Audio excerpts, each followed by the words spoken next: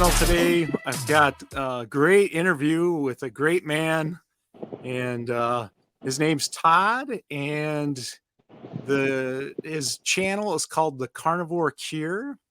And we're going to do a little interview with him, and he's going to answer some questions and just kind of tell you his story. And why don't you go ahead and get into it, Todd? Let's hear what you got going on, what's going on in your life, and so forth. Just living the carnivore dream.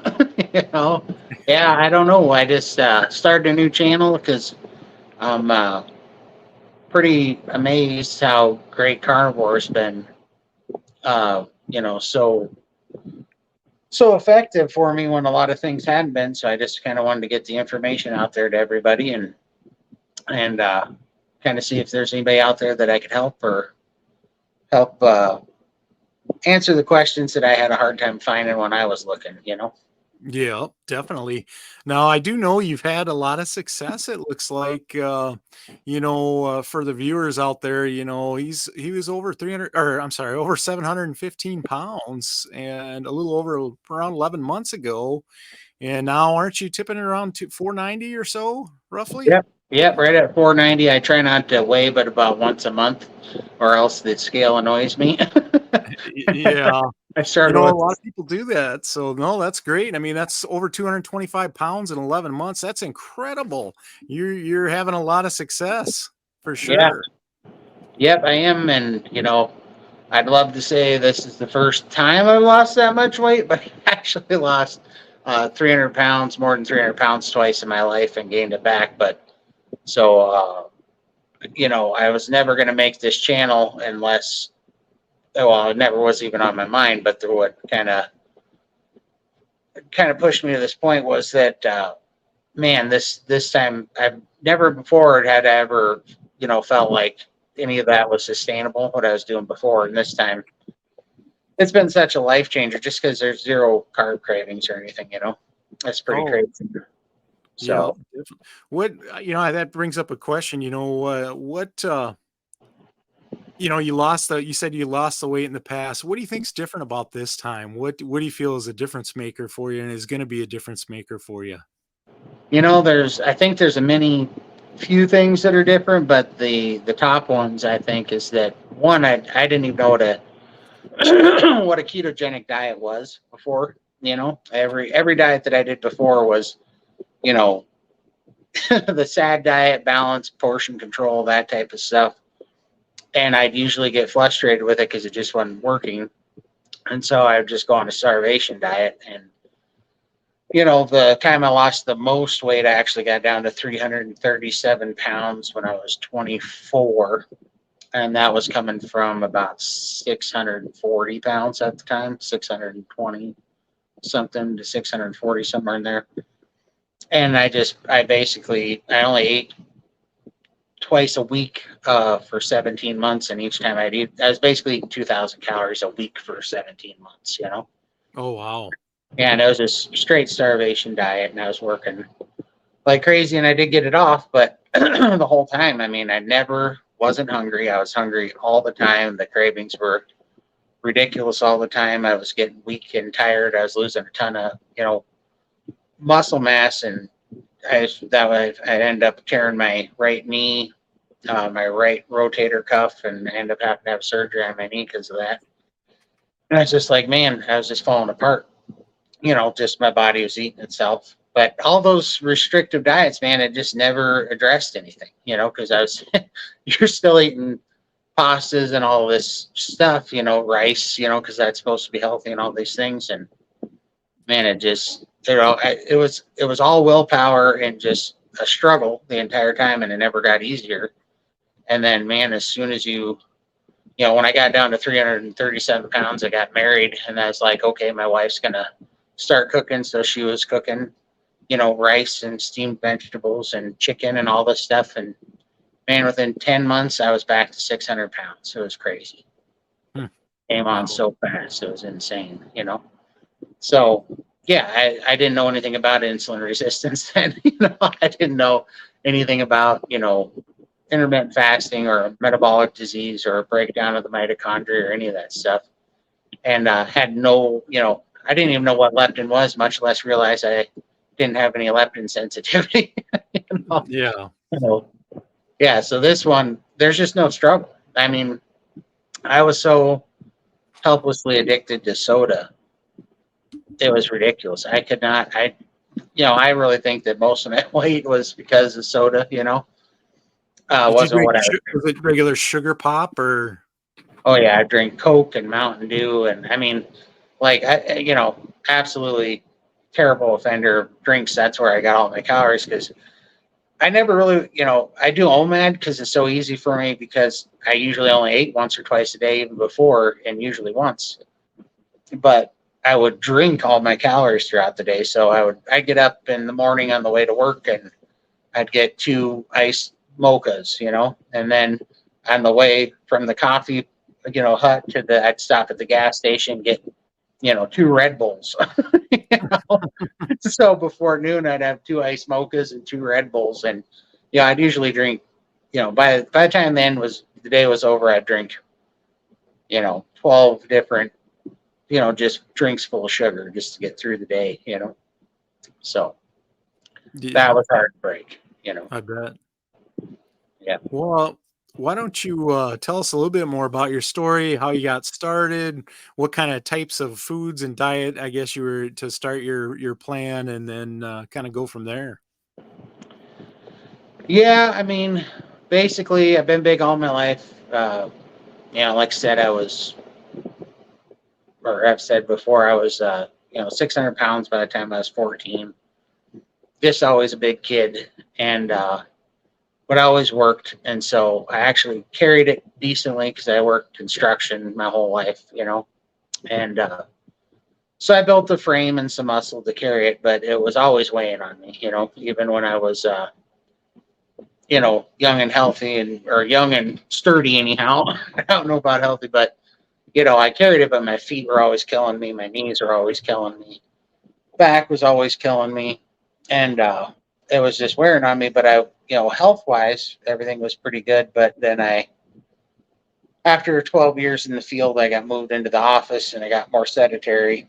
And then things started going downhill and I went on a million yo-yo diets in between here and there. And then finally, I'd just pretty much given up on it. I was getting to the heaviest sides of things. I was going over 650 pounds and creeping towards 700 pounds. And I tried everything so many times. And, I've lost over 300 pounds twice and I've lost over 200 pounds 4 times in my life.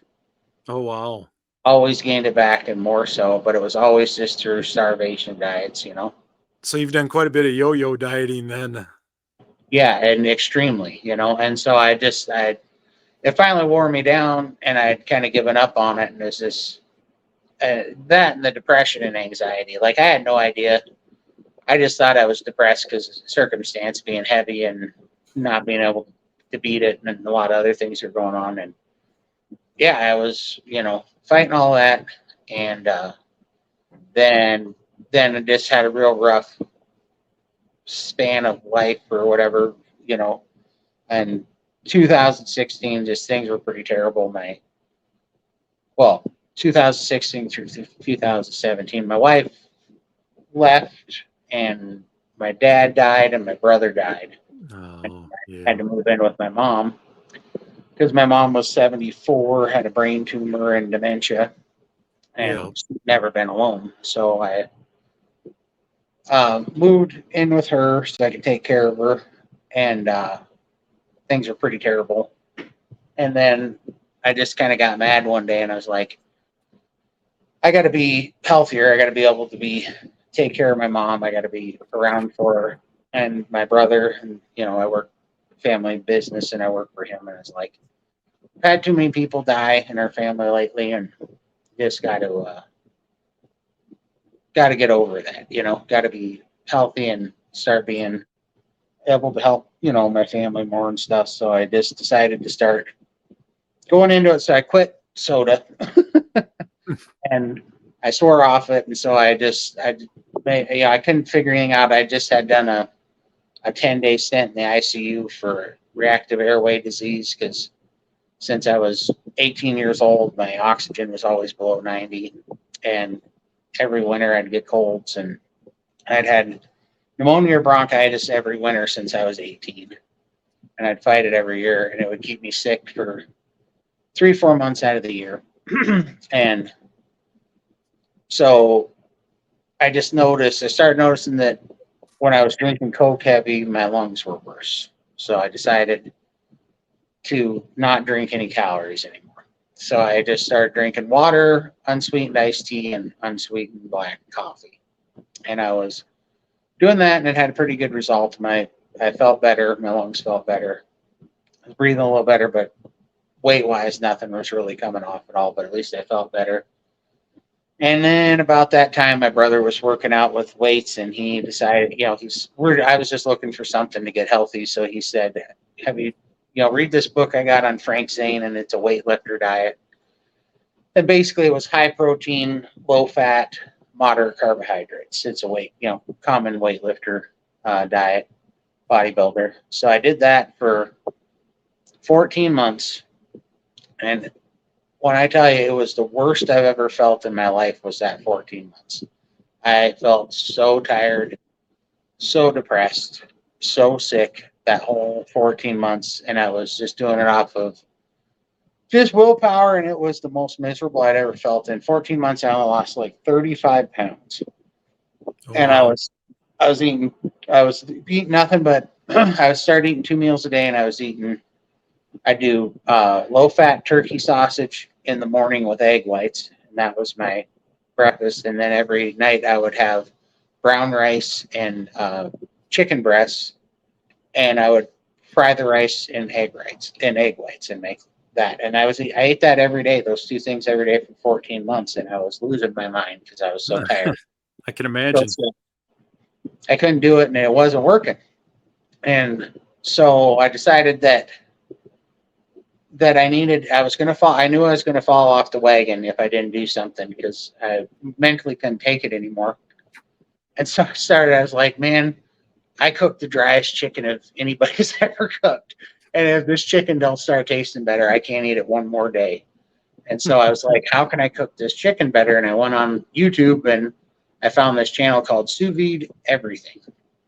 And they're basically saying that if you sous vide meat, which is, I don't know if you know what it is, but it's cooking it in a vacuum. Mm-hmm. Yep. And so I ordered all this sous vide stuff. When I was watching that channel, they kept sous videing these ribeyes, and they looked so good after eating chicken for 14 months. I was watching them cook all these ribeyes and seared these ribeyes, and I was like, oh my God, I got to have a ribeye. And finally my sous vide stuff showed up, and I said, before I start going back to all this, just sous vide chicken, I'm going to have one ribeye like those guys did it in the YouTube video. I'm just going to have one. But like all fat guys are lying to themselves, I said I was going to have one, but I bought a pack of 4, so, but then I reasoned to myself, I was like, all right, here's what I'm going to do. Instead of eating 2 meals a day, I'm going to eat 1. And instead of having the carbohydrates, I'm just going to have the ribeye, and then the macro, the fat, the calories will be in play, and it'll just be higher protein, higher fat. Instead of the carbs, I'm just going to swap it out. I'm only going to eat 1 meal. The calories will be the same, but at least I can have this ribeye sous vide seared in butter. So that's what I did. And I ate for 4 days. I ate 1 ribeye a day, seared in butter. And at the end of 4 days, I had lost 13 pounds, and I've never felt better in my life. Isn't that amazing? 4 days of just eating 4 days. Steak and basically the carnivore diet. And yeah, and I understand now that what I lost was water weight, because when you get off of carbohydrates, when you eat carbohydrates, it's 1 molecule of glycogen and 6 molecules of water. And so, or 4 or 6. But anyhow, you hold calories when you're eating the carbohydrates, or water weight, I mean. Mm-hmm. So I know it was just water, but I felt so much better. And for the first time, that terrible cloud and depression and just anxiety, and it just lifted. And I thought it was just like, because, I thought it was a mental thing, because I was finally eating something other than this stuff that was making me miserable. I thought it was just, getting rid of the palate fatigue and doing something. I thought I was just getting like a break and maybe some endorphins, but now looking back, I think it was 110% the saturated fat because it's so important for your hormones, you know. Mhm. But I felt so good. I was like, what in the heck is this? You know, so I actually started researching, why am I feeling good eating ribeyes and butter? And that was the first time I ever heard of keto. Keto popped up. And that was like in 2018 or 19, somewhere in there. And so that sent me down this road with keto. That was the first time because I felt so good. Mhm. And I'm, you know, I'm so jaded from all the diets and all, you know, my whole family's big, right? So my sisters had the gastric band surgery there, you know, where they put a ring around your stomach. My mom had gastric bypass. And, you know, my whole family's big, and my mom's gastric bypass, you know, was slightly successful, but she's still way overweight. That's been after 15 years, you know. My sister, her lap band deal completely failed, and she's still overweight. Now they're both on carnivore and doing better than I've ever seen them in my life, you know. My That's sister's only awesome. like, my sister's only like, she's been on it for 4 months. I finally got her on it. I've been on her, and she's down 42 pounds in 4 months, and she's, you know, only like 5'7", you know, 5'6", 5'7", you know. So, and she's older than I am. She's 51, you know. So it's a Sure. marathon. Yeah. So, but anyhow, so I that was the first time I heard keto, and that got me on the keto trail. And then I had unfortunately, when I got on the keto trail, I also got into kind of the dirty liberal side of keto, where, you know, you're making chaffles and keto pizzas and Yeah. That's how I started. right.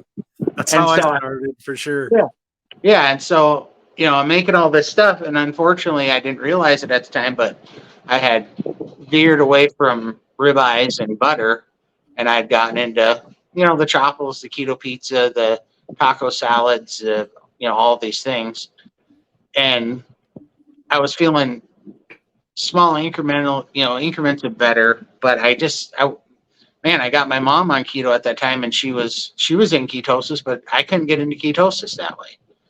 And so I struggled with it until 2001, going back and forth, and I'd get down to, you know, 590 pounds, 610 pounds. I was going back and forth. And at that time, I was only at about, you know, I started at that time right around 640, 650, somewhere in there.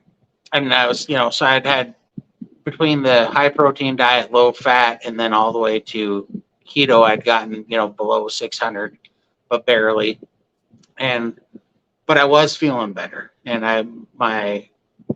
my appetite was better. You know, my carb cravings, I was still fighting them quite a bit. I was still really fighting soda addiction, though. That was nothing but just a grind to stay away from carbonated, sugary drinks. You know, but I was fighting that, and then I read about Dr. Jason Fung, the Diabetes Code book, and I started learning about insulin resistance, and that's when everything really made sense to me. And it kind of explained a lot of things. I was kind of the poster boy for the symptoms of that book. And so, like an idiot, I decided I was going to do a 40-day water fast. And so I started a 40-day water fast, and I got to day 21. This was in September or October of 2021. I started this 40-day water fast. I got to day 21, and I got sick as a dog Hmm. because I wasn't taking any electrolytes or potassium. Mhm. And so my potassium got dangerously low, and my red blood cell count dropped, because it turns out if you get your potassium so low, it does something to your blood plasma, and it won't hold red blood cell platelets anymore. And Hmm. so, yeah, so my red blood cell drop count or tanked.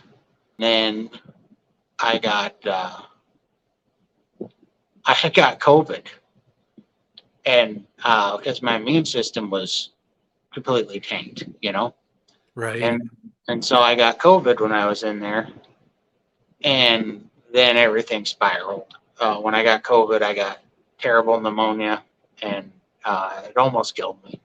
Yeah. It wrecked my lungs. It hurt my heart. I ended up with congestive heart failure. I ended up with I don't know what they call it, but all those little balloons on the end of your capillaries in your lungs started leaking fluid into my blood, and I got real sick. But and I don't want this to be political, but at the time I had a really good friend that I knew through work that had gotten COVID 1 week before me, and we were the same age, but he was healthy as a horse, you know, like went hiking and hunting every weekend and everything. He got it at the same time, and he went into the hospital 1 week before it's pretty much the same week that I got it. He had it a week before me. Same week that I caught it, he was in the hospital, and they put him on a respirator, and he ended up passing away at 38. Yeah. And so I was like, well, I didn't believe in the treatment that they were doing at the time. So Yeah. Me neither. yeah, exactly. I said, so I'm not going in. So I stayed home. I am a Christian and I prayed a lot. Right. And I ended up taking ivermectin and doing a few things at home. And it was a long road, but after about 2 months, I pulled out of it finally, thank the Lord. And but some damage was done. And then I had congestive heart failure. And then in a 3 week span period, I put on 84 pounds of fluid, and I swelled up like a giant water balloon. Oh, wow. And it just started coming on, and coming on, and coming on. And I still didn't go to the hospital. I just fought it for about 6 months, but that was when I ballooned up way past 700 pounds over about this year period. And I was just fighting it. But I finally decided I got to get to doing real strict keto. I was doing kind of liberal keto, and even I was falling off the wagon at that point. Mm-hmm. When I was sick, I just wasn't mentally into it anymore at the time. And that was basically at that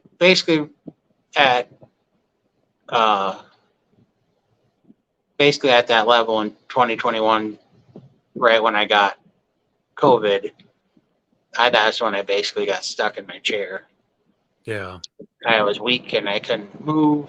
All the weight came on, all the fluid came on, and yeah, just everything went south. And then I finally, after I had always had sleep apnea, but it wasn't bad enough to do anything with, or at least I didn't think so. But after all that fluid came on, I was stopped breathing when I was sleeping. And then one day I had some kind of episode. This was about 6 or 7 months after I got past the COVID, but was still dealing with the fluid. I must have stopped breathing when I was sleeping, because I woke up with the worst headache, and I had almost felt like I had a stroke or something. I couldn't speak right. And I checked my oxygen, and my oxygen was at like 62% saturation. You know, I have those pulse oxes you put on your finger. And I was like, oh, and usually, you know, I was accustomed to waking up probably from not breathing and having a slight bit of the headache and a little bit of confusion, but then come pulling out of it in 3 or 4 minutes. But this day, it took like 4 or 5 hours just to get my thoughts straight, and something was really wrong. So my sister talked me into going to the hospital again. So I went to the hospital, and yeah, my lungs were just super beat up, and I had a bunch of fluid. So I ended up staying in the hospital for 11 days, I believe, and they pumped out about 64 pounds of fluid out of me. And then when I came home, I decided I got to hit the keto super hard, like super streamlined. So that was when I started the keto. That was basically the end of last September, and that's when it started. And then I started being really vigilant at paying attention. Basically, I was doing carnivore plus olive oil, cruciferous vegetables, and a little bit of hot sauce, because I started out with taco salads is what I started eating. Right. And then was starting to measure, I was measuring my ketones again, and I was used to barely being into ketosis ever, according to the ketone reader. And so I just really started being super meticulous, and I was eliminating things. I realized right away that cheese wasn't particularly helping me. Mm-hmm. And so I got rid of the cheese, and then I got rid of the sour cream, and then I missed the texture of something different other than meat and lettuce. So I started eating eggs, kind of just for a texture change. So I was making taco omelets on a salad bed, That's Oh yeah. Yeah. And so, but I was eating that, but I was feeling better, but I just wasn't getting ketosis. And so I was like, that's it. I'm going to steaks and butter again, because I remembered how good I felt on steaks and butter. And so after about 3.5 months somewhere of doing the keto thing and slowly eliminating things, I just went to carnivore basically, because I realized I was basically doing carnivore. All I had to do was cut out the lettuce. And so I just cut out the lettuce, But at the same that's the oh, whole but thing. Everybody's body's a little bit different, and different things work for different people. And that's part of the weight loss journey, is figuring out what works for us in our body. And it yeah, sounds like you did that at that point. You're realizing, hey, I need to go back to meat, do the steaks and the butter, and see how it goes. You listen to your body pretty yeah, much. totally. So, That was so exactly what I did. And then an amazing, amazing thing happened. This is one of the biggest miracles was when I was doing that, I just got in to carnivore, but then I still having these soda cravings, and it was maddening. I could go without food for months and not care, but I love drinking sugar. Apparently, I don't know what it is, but that's my drug, and that's how I like to take yeah, it. And it's pretty addictive. man, I, it's incredible. Like I quit smoking, and it was easier than quitting sugar. No Wow. joke. But that was a long time ago. But I like this guy on YouTube. His name's Dr. Berg. I take a lot of his supplements and Mhm. stuff, but he had brought up making this drink out of uh, volcanic natural lemon juice squeezed from these volcanic ash grown lemons or whatever, and uh, basically like a mineral water. And then, so that's why I basically started making a sparkling mineral lemonade. And I was putting electrolytes in it. And I drank that like crazy for about 6 or 7 weeks. And whatever that combination was of just the meat, the butter, the electrolytes, and the lemon juice, something snapped. And it was like almost in a period of about 2 weeks there at the end of that 7 weeks. Every carb craving I had went away. Every soda craving I had went away. I was never hungry. I got a ridiculous amount of leptin control back. I didn't even know what that was at the time. And all of a sudden, I was a guy that could sit down and eat 2 large pizzas in a setting if I wanted to. And now I'm eating,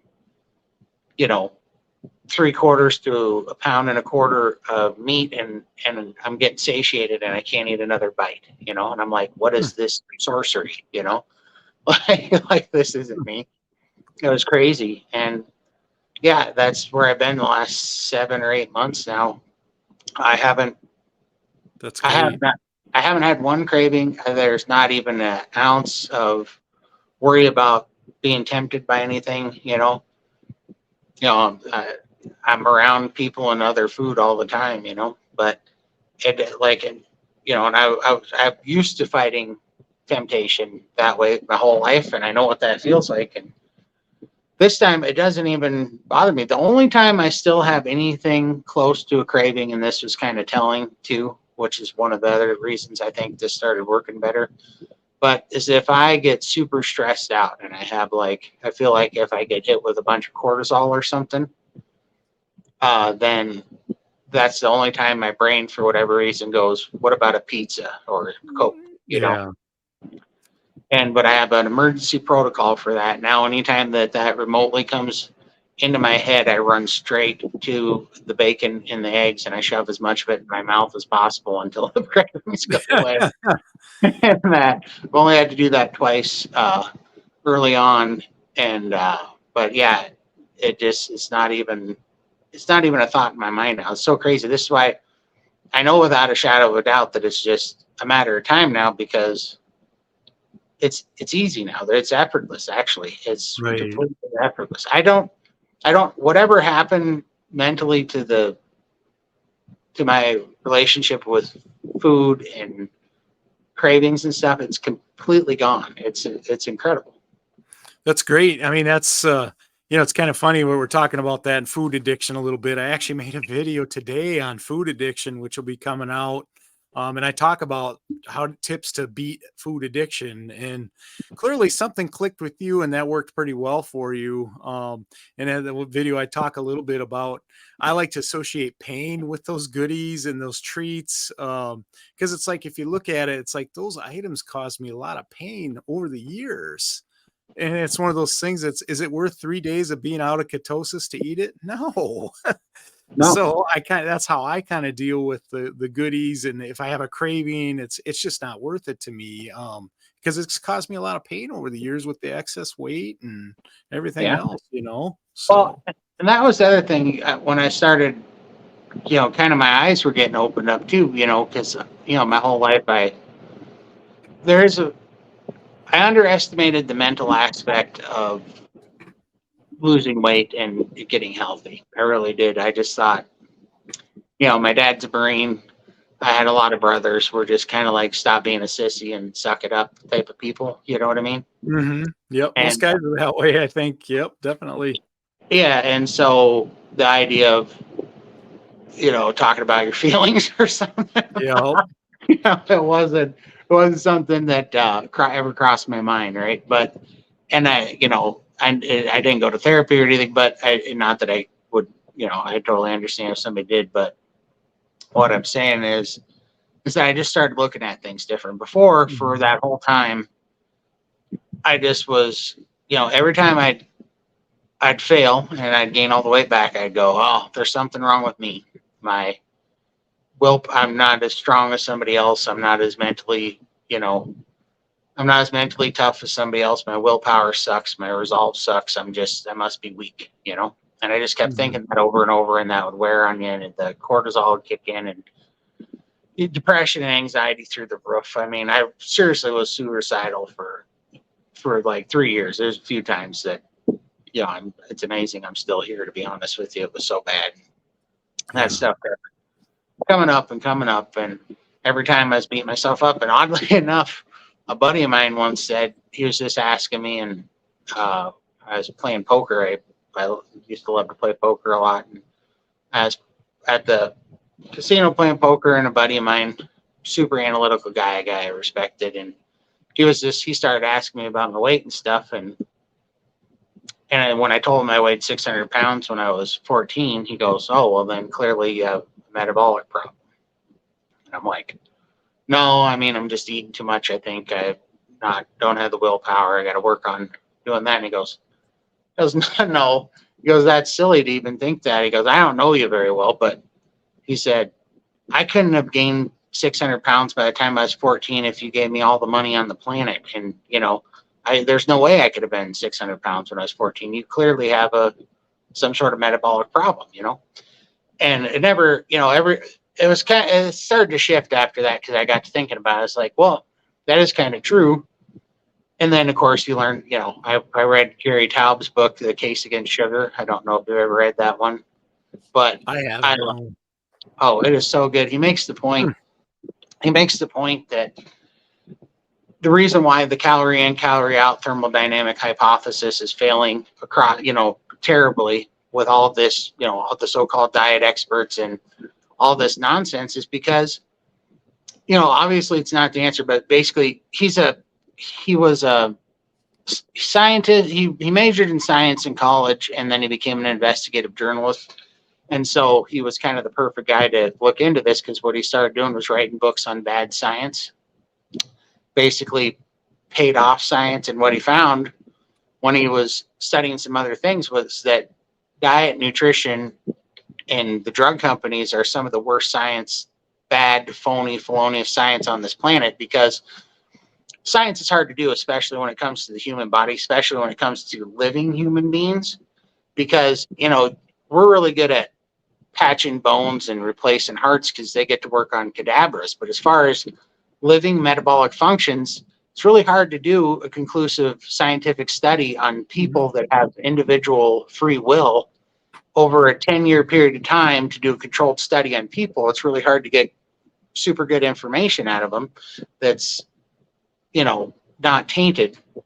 So it's really, really expensive to do that. He made the point, and he goes, as it turns out, that you got to look at where the money's coming from that do all this, that do all these studies and post all these studies in the medical textbooks and everything that our doctors go and study and base their theology on and practice on and knowledge on and come out. And all of these epidemiology studies are paid for by like the 12 big Nabisco, Coca-Cola drug company, and Monsanto's, all the drug companies, all the chemical companies, and all the food companies. And so I like to say, these son of a guns are selling the bullets and the Band-Aids, they're making us sick, and then they're selling us drugs to heal us, so that started opening up my mind. And because he made a great point, he goes, 74 or 75% of the men in the United States are obese, and 67% of the women in the United States are obese. He goes, if you gave, compared to like 1970s, there wasn't hardly any fat people, hardly any. They show like the lines in front of the movie theaters to see Star Wars in the 1970s, and there's not a fat kid in sight in the, in lines of hundreds and hundreds of people. And now look at it now, 75% of the people are, anywhere from overweight to obese, So he was saying the only way that you can make that much behavioral change over such a large percentage of the population is if the food environment has changed, and that's exactly what's happened, and so, so we're all getting affected by it. The food environment's changed. So then that just got me thinking. I was like, I don't know that I do have a will power problem per se. I don't know that I'm not mentally as tough, because I don't know anybody else in my circle of people that I run into who've ever only ate 2,000 calories a week for 17 months, who get up and go to work and function every day with a 600-pound body. Not that I'm not doing anything special, but I just started looking at it going, some of these people that aren't as big as me, I don't think it's because they're doing anything super fantastic that I'm not doing. Right. I think that there's a problem and I'm sick somehow, and it's something that I'm eating, it's something that I'm doing. And so when I took the focus off of just feeling guilty and shameful about I'm just not trying hard enough, and I actually started taking that energy that I was putting into, being mentally crazy about what I'm doing, and I started researching things. I started finding things, because it started changing my mind. Then I realized, holy cow, this makes more sense. And now it's just so much easier to do now too. Part of the reason that was always a struggle is because nothing was really effective. It wasn't really working, Right. This is so easy, and I feel like I'm really gonna, if I put 50% of the try and energy into carnivore that I did not eating for 17 months, I'll actually get a reward from it here, things will actually change. I feel better. And now, just going down the list, I was on oxygen 24/7, 5 liters after I got COVID. I'm completely off the oxygen. When I was 18, I was telling you, my oxygen saturation level was like 88% from the time I was 18 to my entire life until it got worse and worse. My oxygen saturation's at 96% right now with no oxygen. Completely fixed my lungs. Yeah. The reason why it took me a while to be able to get on a scale to get an accurate measurement was because my calves with the lymphedema were 35 inches in diameter, each one of them. So my feet were a million miles apart, and they couldn't fit them both on a scale. And so I had to lose weight for 4 months just to get both feet on a scale. Now my lymphedema is all but healed. Like if I don't keep some compression socks on for 2 or 3 weeks, I'll gain a couple of pounds of fluid in them. But I mean, I had like 30 pounds or more of fluid in each leg, like it was incredible. I got leptin sensitivity. Now I have almost, it's hard to make myself even eat twice a day. It's crazy.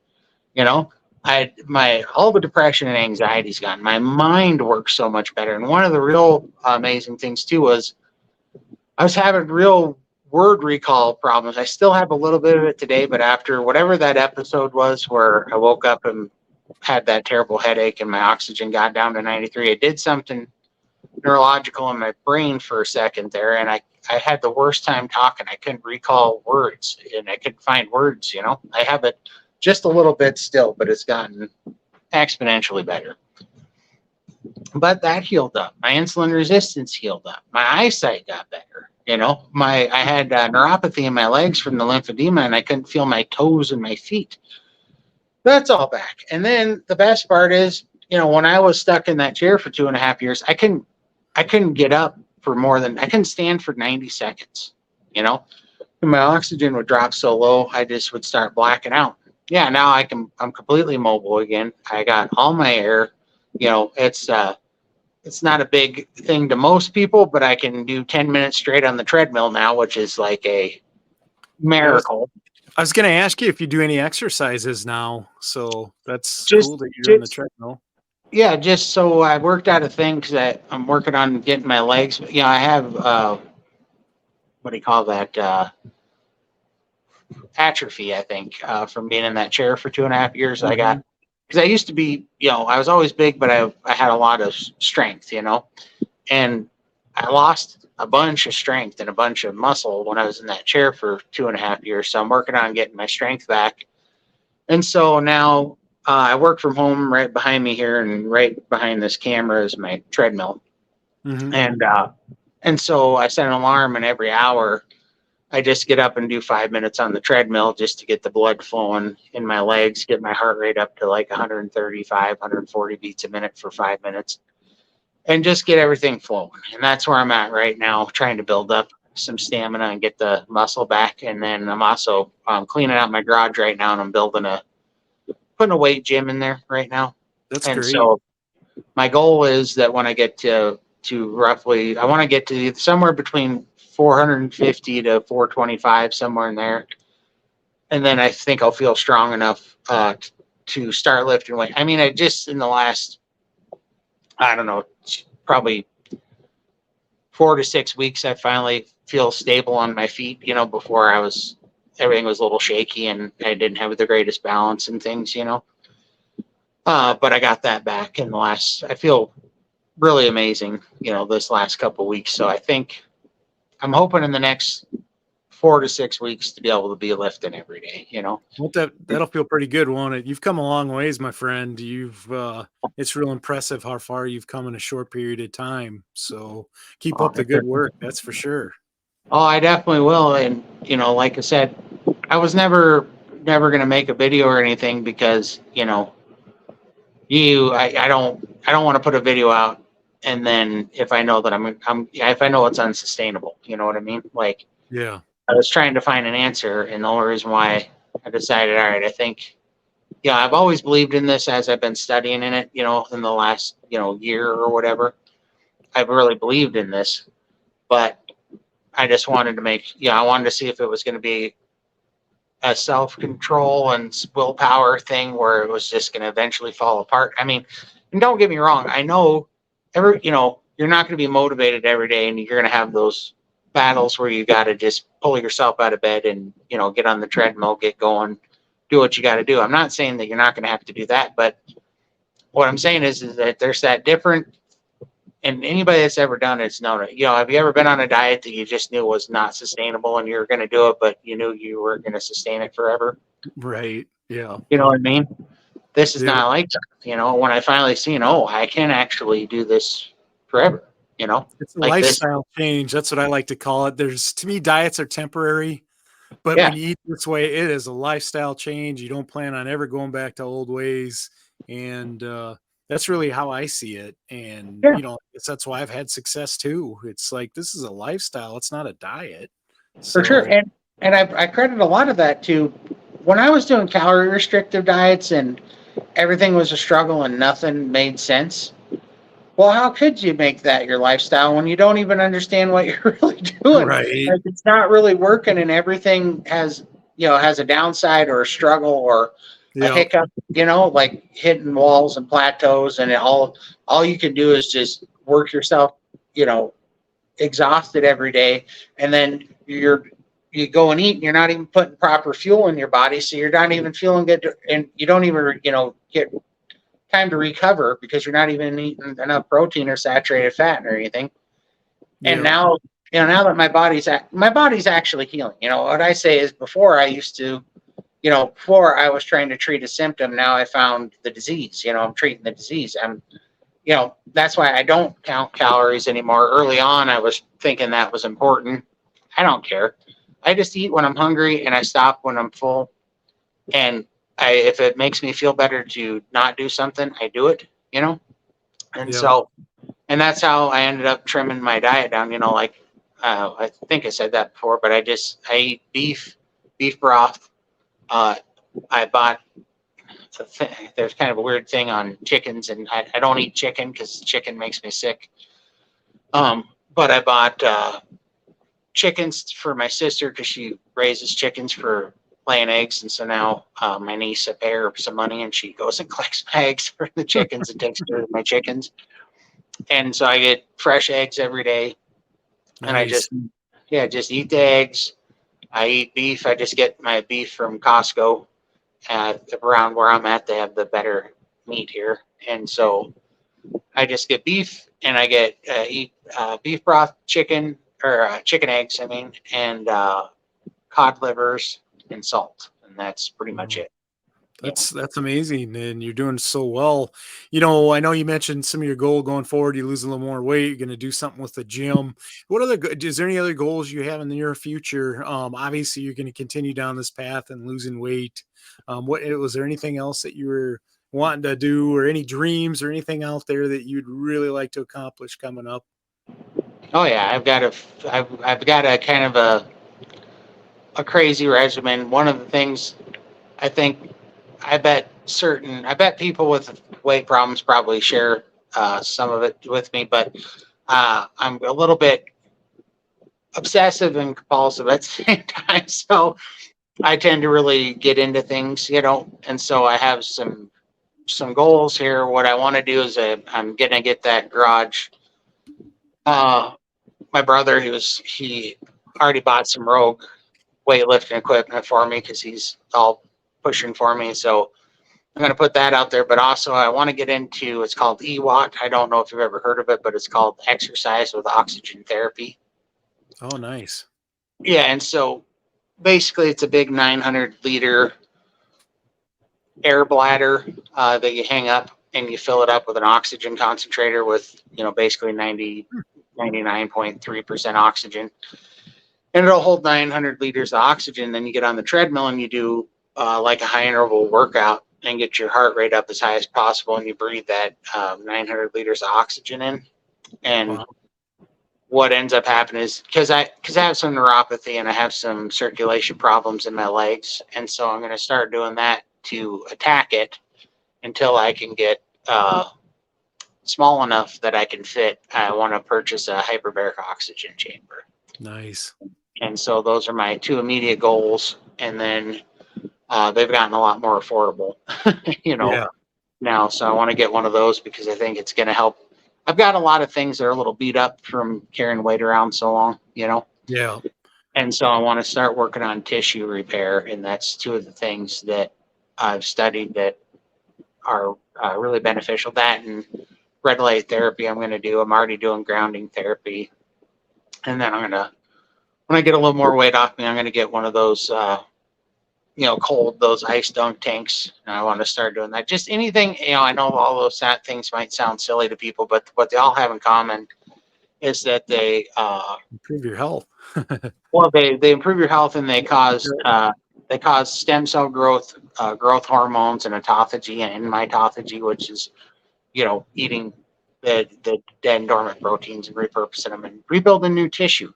Yeah. And so I want to do those things because clearly I have some adrenal gland problems. I have super low testosterone, unfortunately, right now, and I'm working on it. That's why I'm eating so many eggs. If you've seen my Instagram, you see I've been eating every other day. I've been eating eggs, 24 of them, and it's because the eggs really promote hormone health, and they really boost your testosterone, turns out. And I've noticed a big difference on those. And because I don't want to get stuck on testosterone replacement therapy, because it's one of those things that when you start doing it, your body can stop feeling the need to produce testosterone, so you can get stuck on it for life. Sure. And Yep. so I want to give my body a chance to do it on its own first. Yeah. And so, I think and it's a then, great plan. yeah. And so that's what I'm trying. And then my biggest long-term goal is, within the next 24 months, I want to have skin surgery scheduled and get in there and get I got a lot of skin. So Yeah. Yeah.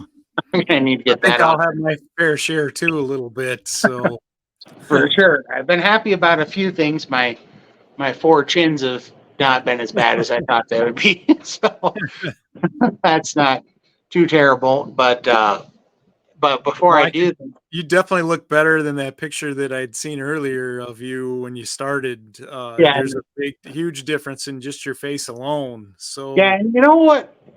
I It's just something that I've been noticing in people that are on keto and carnivore, and maybe you could testify to or see. But I have pictures of me when I was lighter than I am now. Even by 100 pounds or so. But my skin is actually a lot healthier right yeah. now. And I don't know. There's just something in my eyes and in my tone. When I'd lost all that Mhm. weight, I was skinnier, but I was sick. I wasn't eating. I felt Yeah. terrible. Yeah, you look And healthier. I mean, I noticed that with my skin and my complexion cleared up. I don't have the blackheads on my face anymore. right, It's just everything's cleared up, and that I attribute that to keto, low carb, carnivore diet. I mean, it's made a big difference for me. I know, and I do see it in others. So it yeah, definitely works. yeah. I mean, this diet really did give me my future back. Back then I didn't know how long I was going to make it. You know what I mean? Yeah, Especially after COVID, it was rough there. I mean, the doctors didn't have good news for me. They were looking at me like I was a dead man. When I yeah, went in to get that fluid off. They did not think I was going to pull out of this. yeah, And now your enthusiasm, that's driving you, especially me when I'm doing this, is now when I look in the mirror and I see life in my face again and eyes again. mhm, There's just not dead dark circles there. yeah. Just whatever that. I mean, I'm definitely going toward health again instead of declining like I was for a long time, and That's that's great, my addictive. friend. It's a huge deal, and you kind of get a second chance at life. Oh, Is what it absolutely. sounds like to me. Yeah, that's why when I saw Bill, I was like, I've got to reach out to this guy because unless you've been there, it is so isolating, and you feel so stuck, and it's just like there's nobody in the world that could possibly. It just, and whether it's true or not, it just feels like there's nobody in the world that can possibly understand that Yeah. the depths that you're stuck in. It's just crazy, you Yeah, I know. think you would be a great resource for Bill just for the fact that you've kind of been in his shoes a little bit at over 700 pounds, and you've been at this for almost 11 months now, and you've lost quite a bit of weight. So anybody out there that is wanting to lose weight, or um, I think you're a great example and a great resource for people. And you're still in the battle just like I am. I'm still trying to lose weight too, but we work together and support each other, and this community is pretty awesome, I must say. And I think that you're in the right place, and I'm glad you started a YouTube channel. If some of the people out here have followed this long, make sure you follow along in Todd's channel at the Carnivore Cure, and also my channel at My Weight Loss Life. Make sure you guys follow along. You're going to see more content from both of us. And I wouldn't be surprised if you see me and Todd working together on some lives down the road and helping some people and doing some awesome things. So let alone we all have our individual stuff that we do as well. So another question for you I had, what would you say to someone who is thinking about starting a diet or changing their lifestyle as far as eating goes? What would you say to them? What would you recommend for them? Start today, not tomorrow, and don't worry about, you know, don't worry about thinking of how you're failing it. Just, man, just get as much of an education on what's going on with your system. So you need to get, you need to really dig into it, like make it the most important thing, like if you're a guy that just does stuff and just hits it until you figure out what works, then do that. If you're an analytical person and you're used to solving problems through studying or researching, then do that. But just start, and then like I said, right along with the mental stuff, and I didn't really give it any weight. To be honest with you, I didn't give stuff like this any weight, these communities and stuff. But what I've totally found is when I'm researching and I'm always reading more about it, and right now, I just have a hunger to know everything about it I can. And when I'm constantly studying it and constantly thinking about it and constantly talking with people like Greg here and being in the chats and stuff, it keeps my mind so focused on it. An idle mind is a dangerous thing, idle time's a dangerous thing. And so when you're constantly focusing on those things that are going to help you, it's crazy by default how maybe the bad habits, eating out of boredom, whatever, just kind of fall away. And then you're way more accountable, and I don't know, for me, it just builds so much more drive. So I would say really take your health in your own hands and really research it. Start right now, not tomorrow, not, the next day, not this weekend. Don't feel like you got to, go out and get your last pizza before you do it or whatever, just like, one of the amazing things that I just was realized is, there was a time there when I had no restrictions on what I would eat. I would eat whatever I wanted, whenever I wanted. I'd just given up on it all, and I just said the heck with it, and I just let her buck, And you know what happened? Nothing ever tasted good enough. Yeah. I could eat whatever I wanted, and I'd still sit there and go, what do I want? That doesn't sound good. This doesn't sound good. That doesn't sound good. And so even with everything that you can possibly, because I keep hearing this stuff about how carnivore is too restrictive and not sustainable, Yeah. But when I could eat whatever I wanted, I still couldn't think of something that sounded, you get palate fatigue on no matter what you're doing, So now when I'm, carnivore, if I cheat to keto for a day and I throw some, cheese in or something, or some lettuce or whatever, or some hot sauce, and I have a keto day, and I, there's no harm there at all. Right. But mentally, I have the same feeling, and I enjoy it, just like I went out and I had, before, when I was like doing a calorie restricted diet, it felt just like I just went to Taco Bell or something, and cheated there or something, same. I think that's kind of why I do keto one day, carnivore the next. Because I feel like I'm not missing out on anything. I get to eat all the foods that I like and love. And so, like I said, it's not a diet, it's a lifestyle. So it makes it really easy and sustainable for me. So really, that's why I do it. Yeah, I truly believe that, because it's like, I've literally only had 2 cheat to keto days since I've been doing this, since I've been doing carnivore the last 7 months or so.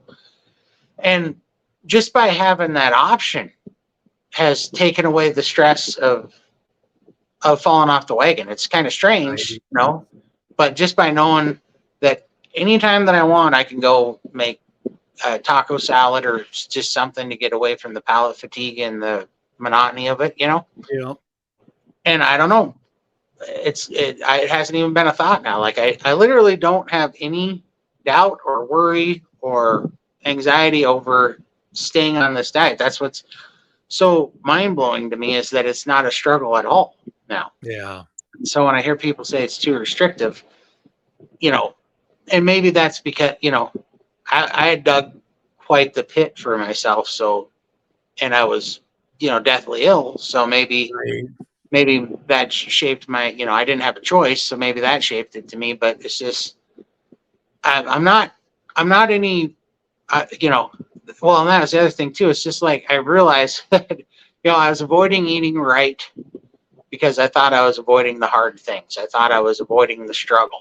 And when I got into that position, I realized, no, you're choosing the struggle. When you eat bad and you're making yourself sick, yeah, you're avoiding this 1 hour struggle about staying on the wagon and getting to indulge there, but you're making the other 23 hours out of your day a living hell, because Yeah. now it's I have to think about how I'm going to even make it into the shower or to the Right. bathroom, or if I'm going to pass out while I'm trying to get to the bathroom because I can't breathe. Like, Right. it snowballs and it makes every part, if you have a problem that's snowballing out of control like I did, if you think that you're avoiding the struggle by not doing the hard thing when it comes to your diet, you're actually choosing to struggle like the other 23 hours out of the day, you know? Yeah. And so I Definitely. had to change my mind on that. But Well, I think we're a little over an hour. I was thinking maybe we should wrap this up. Is there any final thoughts or anything you wanted to add to the conversation that we've had tonight? no, I mean, I think that I've got a lot to say, but like I told you, I can be long-winded. So I Yeah, think, there'll be I more think there's better, opportunities. yeah, I think there's better times than for today. But I do want to thank you for having me on. I sure appreciate it. I have no idea what I'm doing with YouTube or social media. I've just been You'll totally be fine. You learn by doing, and you just dig in, and you're gonna do great. And we're all gonna cheer you on your journey. And I thank you for meeting with me tonight and telling us about your story. And you've had a lot of successes, and you'll continue to do that. And our this carnivore community, low carb community, keto community. We're going to be here cheering you on for sure, and keep plugging away, my friend. You're doing some amazing things, and it'll be fun to see you on more YouTube channels and videos sharing your story. So I appreciate it. I can't wait when I get into the 300s. I'm gonna do something big for the 300s. I'm hoping in the next week I can do something for being in the 300s. I only got like 3 pounds to go, so hopefully I'll probably do something a little bigger for that. Just because it's been like 14 years since I've been in the under 300 pounds. So Right. If I now see it, I'm only under if I 300 see, pounds for like a year or two, and then I went back up. So it's like it's been 30 years, kind of. right. I know if when I see a 2 on that scale, I honest to God don't know when I saw a 2. I'm not joking. I might have been 7 or 8 years old when I saw a 2, when there was a 2 on the Yeah, scale. you'll get there, my friend. I have no doubts in my mind. So, well, Right. if you're thank you for watching, my friends, and thank you again, Todd, for everything. And we'll get together soon. Heck yeah. Appreciate it. See All you guys. right, take care, guys. Bye.